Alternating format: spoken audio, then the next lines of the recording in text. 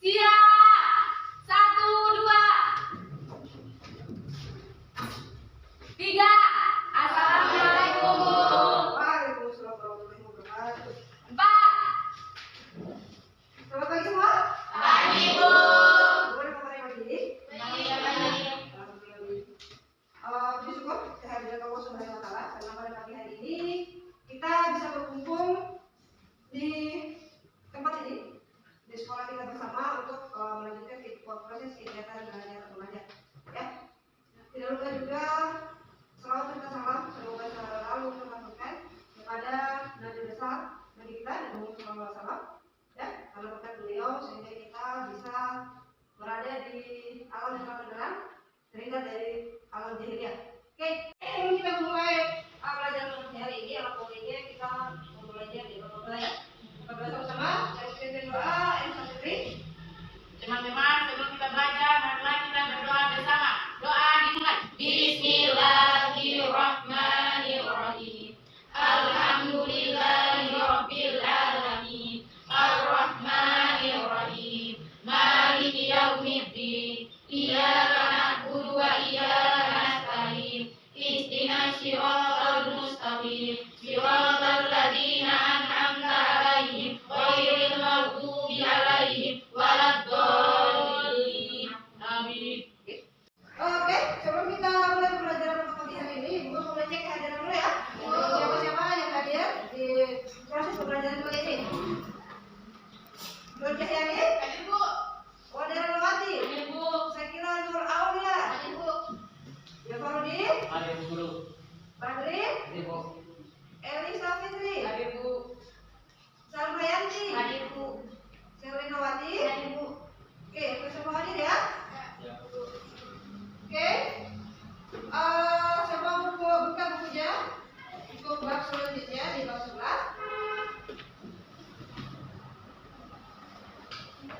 Sebelum kita masuk materi pada pagi hari ini, yaitu tentang pengurusan jenazah, submaterinya yaitu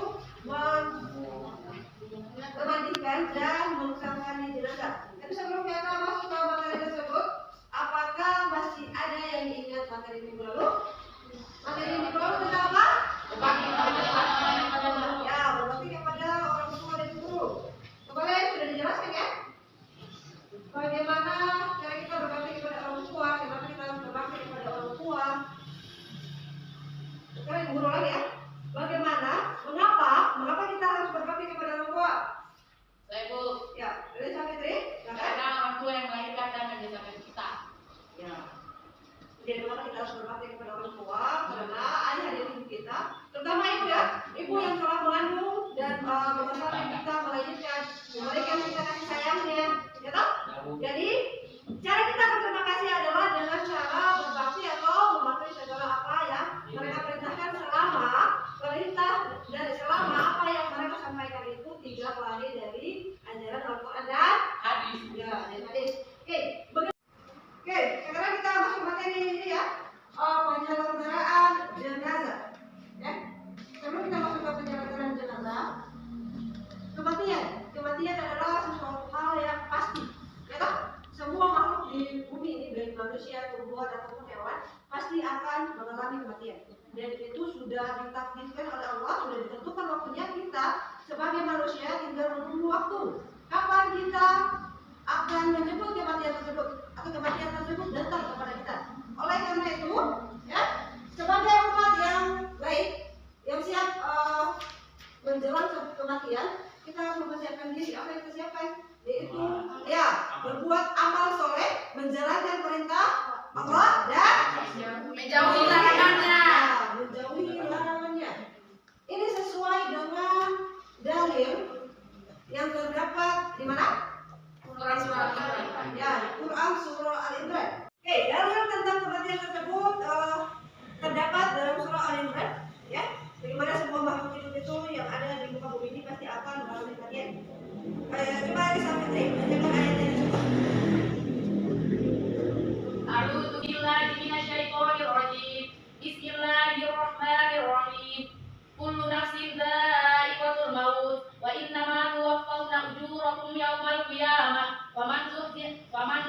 maq'adina wa udkhilal jannata faqad faz wa mal hayatud dunya illa mata'ul ghurur.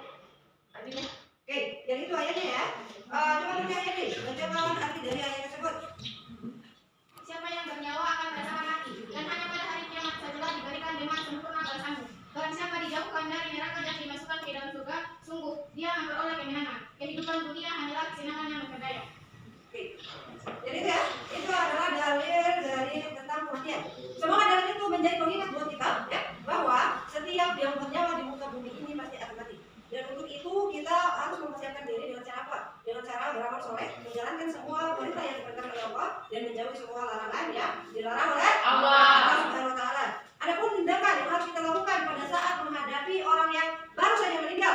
Siapa yang bisa jabarkan? Coba Wawan Rawati, jabarkan tindakan apa yang harus kita lakukan pada saat menghadapi orang yang baru meninggal dia. Menyatukan matanya dan mengucapkan istirja, mengenakan pakaian dan perhiasannya, Ya. membentukkan letak anggota tubuhnya, Ya. menjuruskan ke arah kiblat, membayarkan hutang-hutangnya, menyediakan pemakamnya. Setelah kita menghadapi kematian, maka langkah yang harus kita lakukan sebagai orang yang masih hidup tentang jenazah tersebut adalah menyelenggarakan pengurusan terhadap jenazah tersebut ya. Apa itu penyelenggaraan jenazah? Ya, Ustaz. Penyelenggaraan jenazah adalah pengurusan jenazah seorang muslim atau muslimah dengan cara memandikan, mengafani, menyalatkan dan menguburkannya. Mengurus jenazah hukumnya fardu kifayah. Ya. Hukumnya pengurusan jenazah adalah hukumnya fardu kifayah. Siapa yang tahu seperti apa itu fardu kifayah? Saya Bu, Jadi, seperti oh ya. artinya jika sebagian kaum muslimin sudah melaksanakannya, kaum muslimin yang lainnya tidak terkena kewajiban atau dosa. Ya, jadi ya untuk pengurusan jenazah itu hukumnya masuk ke dalam fardu kifayah. Ya, pengurusan jenazah. Jadi pengurusan jenazah itu meliputi 4 hal ya. Yang pertama apa? Memandikan jenazah, kemudian yang kedua apa? Mengkafani jenazah, kemudian yang ketiga apa? Menyolatkan, dan yang terakhir menguburkan. Memandikan jenazah, ada beberapa hal yang harus diperhatikan dalam memandikan jenazah. Yaitu tentang syarat-syarat jenazah itu dimandikan. Apa yang bisa dijabarkan? Saya, Ya, seperti syarat jenazah dimandikan: 1. Beragama Islam. 2. Didapati tubuhnya walaupun hanya sebagian. Hal ini terjadi pada jenazah yang biasanya mengalami kecelakaan. Jika ada lukanya, bersihkan terlebih dahulu jika memungkinkan. 3. Bukan karena mati syahid atau mati dalam peperangan membela agama Islam. syarat-syarat orang yang memandikan jenazah. Ada yang bisa dijabarkan? Ya, Pak silakan. 1. Muslim berakal dan balik. Ya. 2. Berniat memandikan jenazah. Ya. 3. Kepribadian yang jujur dan soleh. Ya. 4. Terpercaya, amanah, dan mengetahui hukum memandikan mayat serta dapat menjaga air jenazah. Ya. 5. Jenis kelamin sama.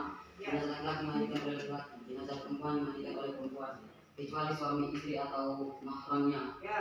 6. Hal-hal yang harus dipersiapkan antara lain tempat mandi, air bersih, sir atau pidana, Ya. sabun mandi, sabun tangan sedikit, kapas, air atau bagus. Ya.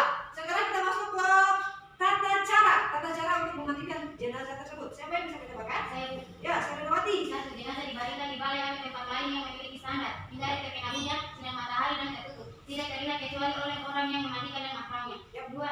Diperintahkan menutupi mayat dengan pakaian yang melindungi seluruh tubuhnya agar auranya tidak terlihat.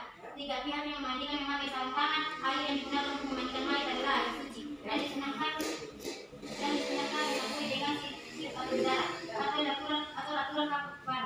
4. Menyiram air ke seluruh badan secara merata dari kepala sampai ke kaki. Disunahkan 3 kali atau lebih dengan mendahulukan anggota badan sebelah kanan lalu di bagian sebelah kiri. 5. Bersihkan giginya, lubang hidung, lubang telinga, celah ketiaknya, celah jari tangan dengan beserta rambutnya. Membersihkan kotoran dan najis yang melekat pada anggota badan jenazah, khususnya di bagian perut dengan cara menekan bagian bawah perut dan bersamaan dengan itu angkatlah sedikit bagian kepala dan badan sehingga kotorannya yang ada di dalamnya dapat keluar. Menguburkan jenazah sebagaimana pembuangan salat setelah semuanya bersih. Terakhir disirami dengan larutan kapur, barus dan harum-haruman. Oke. Jadi itu tadi ya cara untuk memandikan jenazah. Dan setelah memandikan jenazah,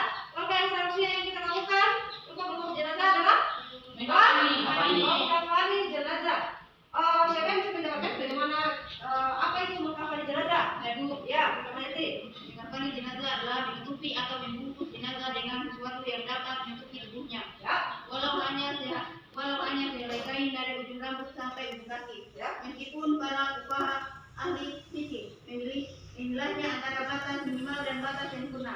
Ya. Kain kafan yang dipergunakan hendaknya berwarna putih dan memberi pewangian. Ya. Bila mengkafan lebih dari ketentuan batas, maka Ya. hukumnya makruh sebab dianggap berlebihan. Ya. Terus? Oke, jadi itu ya. Mengkafani jenazah tersebut. Kemudian, apakah sama cara mengkafani jenazah laki-laki dan perempuan? Beda. Sama atau beda? Beda. Apa yang membedakan cara mengkafani jenazah laki-laki dan perempuan? Kayak Bu. Oke, ada saksi? Kain kafan untuk perempuan lebih berlapis. Tapi, terus? Laki-laki 2 lapis. Tiga ya? Iya. Oke, tiga. Hal-hal yang disunahkan dalam mengkafani jenazah. Coba dulu jawaban. Punya yang ini. Kain kafan yang digunakan hendaknya kain kafan yang bagus, bersih dan menutupi seluruh tubuh jenazah. Ya. Kain kafan hendaknya berwarna putih. Juga kain kafan untuk jenazah laki-laki hendaknya 3 lapis, sedangkan bagi jenazah perempuan 5 lapis. Bagaimana tata cara mengkafani jenazah laki-laki? Saya Ayo, Safitri. tata cara mengkafani jenazah laki-laki. 1. Bentangkan kain kafan sehelai demi helai. Yang paling bawah lebih lebar dan luas, serta setiap lapisan diberi kaku bagus. 2. Angkatlah jenazah dalam keadaan tertutup dengan kain dan letakkan di atas kain kafan, memanjang lalu ditaburi wangi-wangian. 3. Tutuplah lubang-lubang atau hidung, telinga, mulut, kubur, dan dubur yang mungkin masih mengeluarkan kotoran dengan kapas. 4. Selimutkan kain kafan sebelah kanan yang paling atas, kemudian ujung lembar sebelah kiri. Selanjutnya lakukan seperti tersebut selembar demi lembar dengan cara yang lembut. 5. Ikatlah dengan tali yang sudah disiapkan sebelumnya di bawah kain kafan 3 atau 5 ikatan. Jika kain kafan tidak cukup menutupi seluruh badan jenazah, tutuplah bagian kepalanya dan bagian kakinya boleh terbuka, namun tutup dengan daun kayu, rumput atau kertas. Jika tidak ada kain kafan kecuali sekedar menutup aurat, tutuplah dengan apa saja yang ada. Oke, mengkafani jenazah perempuan. Siapa yang bisa jelaskan bagaimana tata cara untuk mengkafani jenazah perempuan? Saya Bu. Ya. Adapun tata cara mengkafani jenazah perempuan adalah sebagai berikut. 1. Siapkan tali tempat yang akan digunakan untuk mengkafani. 2. Susun kain kafan yang sudah dipotong-potong untuk masing-masing bagian dengan tertib. Lalu angkatlah jenazah dalam keadaan tertutup dengan kain dan letakkan di atas kain kafan. Sejajar. Serta taburi dengan wangi-wangian atau kapur bagus.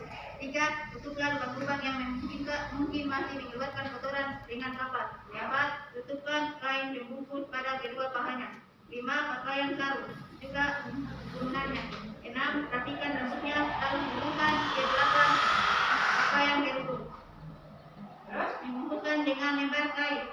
Terakhir dengan cara menemukan kedua ujung kain kiri dan kanan lalu digulungkan ke dalam.